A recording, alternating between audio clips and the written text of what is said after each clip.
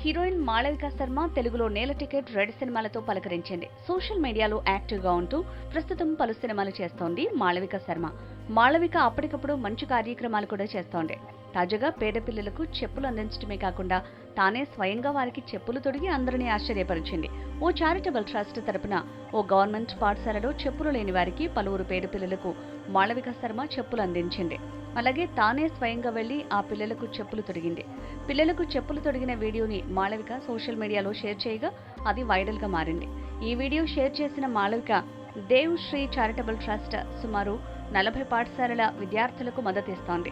ఇటీవల నేను బస చేసిన Dev Shri Devgarh boutique home stay యజమాని శ్రీ శత్రుంజయ్ సింగ్ చుండావత్ ఈ కార్యక్రమాన్ని ప్రారంభించారు. అతను ఎప్పటి నుంచో స్థానిక పాఠశాలలతో సేవా కార్యక్రమాలు ప్రారంభించారు. అతను మరియు అతని కుటుంబ పాఠశాలలకు మద్దతు ఇస్తోంది.